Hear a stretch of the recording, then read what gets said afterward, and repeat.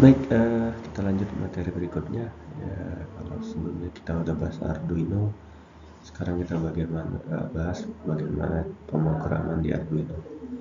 Jadi tujuan materi ini adalah bagaimana kita dapat menulis program untuk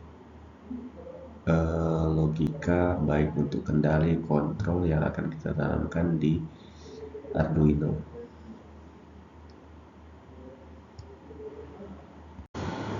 Oke, baik.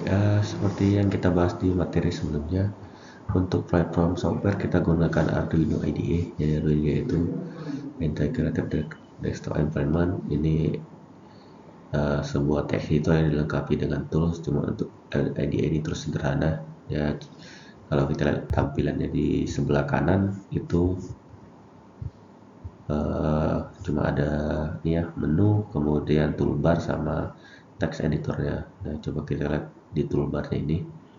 Jadi ada toolbar verify ini untuk mengecek apakah kode yang sudah kita ketik itu benar secara sintak. Kalau belum, nanti akan ada muncul pesan error di bawahnya. Kemudian ada toolbar upload, ini untuk kode untuk kita ngisi programnya atau menanamkan kode programnya ke Arduino. Lalu ada ini toolbar new ini untuk buat file baru. Ini toolbar open untuk buka file yang udah lama kalau mau kita edit. Kalau ini ada toolbar untuk simpan, untuk menyimpan kode yang udah kita ketik. Sama di akhir di sini nanti ini ada toolbar serial monitor. Tujuannya apa?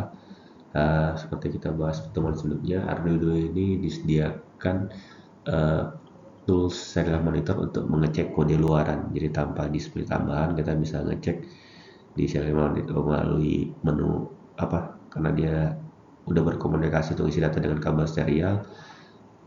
Output dari Arduino juga bisa kita lihat di serial monitor. Misalnya kita mau merancang alat tapi belum buat displaynya, kita bisa munculkan nanti ini di serial monitor. Oke, selanjutnya bagaimana membuat kode di pemrograman Arduino. Oke, sebelumnya saya sampaikan Arduino mengadaptasi bahasa pemrograman C, tapi dia bukan bahasa C murni, artinya diadaptasi ya.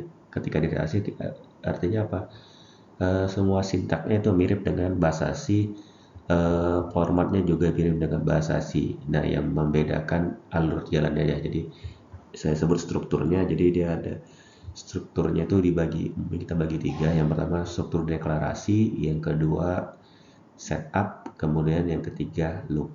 Nah, apa itu deklarasi? Deklarasi itu di tempat kita membuat atau mendeskripsikan variabel-variabel yang akan digunakan dalam program utama.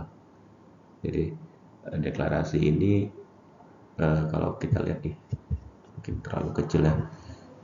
Dia tidak dalam, kalau di sini semua kan dalam scope atau kurung kurawat. Nah, dia tidak dalam scope apapun. Jadi hanya teks baris teks, biasanya untuk mendeklarasi variabel atau kalau kita mau menginputkan library. Nah, jadi keywordnya sama seperti C, pakai keyword input, kemudian library-nya apa gitu. Nah, ini sering kita gunakan ya, terutama ketika kita pakai sensor eksternal. Biasanya library-nya defaultnya belum ada di sini, kita harus nambahkan library-nya. Kemudian untuk mendeklarasikan variabel apa aja yang digunakan. Nah, untuk deklarasi tidak wajib dituliskan, artinya bisa kosong. Kebetulan memang nggak ada kebutuhan. Nah, variabel bisa saja mungkin dideklarasikan nanti di setup atau di loop juga bisa, tapi sebaiknya ketika variabel di variabel global yang akan digunakan terus menerus itu dideklarasikan di bagian deklarasi. Nah, struktur yang kedua adalah struktur setup. Ini digunakan untuk menginisiasi atau mengkonfigurasi awal.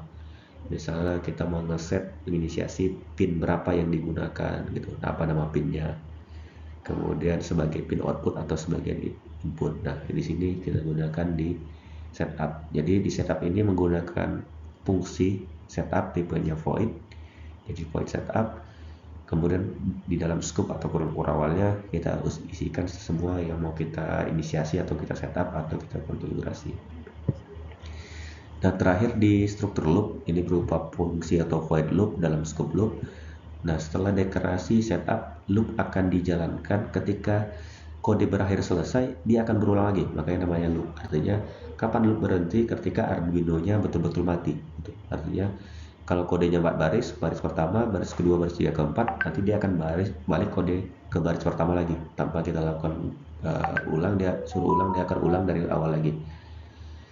Nah, di loop ini apa yang kita lakukan? Di loop inilah kita mengisi program utamanya. Jadi apa yang kita buat di Arduino di loop, apa yang harus kita perintahkan Arduino ini kita definisikan di loop. Misalnya kasih keluaran 1 ke Arduino, atau baca inputan dari pin digital. Itu juga nanti ada contohnya, ada fungsi delay untuk mendelay prosesnya dan sebagainya. Nah, ini kira-kira tampilan awal atau struktur pemrograman di Arduino. Oke, untuk struktur pemrograman Arduino yang lainnya saya sudah dasar tadi, karena seperti saya sampaikan sebelumnya bahwa di Arduino itu nggak ada transisi, jadi struktur lainnya itu betul-betul sama seperti di C. Bagaimana pendaya kerahasiaan variabel, konstanta, kemudian operator itu sama. Bagaimana model percabangan, perulangan, termasuk fungsi juga itu sama ya. Jadi untuk ini kita tidak belajar lebih lanjut. Ini hanya kita ulang materi pemrograman sebelumnya ya. Jadi strukturnya itu sama dengan mirip dengan struktur bahasa C. Nanti mungkin ini akan kita coba di pertemuan berikutnya untuk praktik pemrograman Arduino nya menggunakan simulator.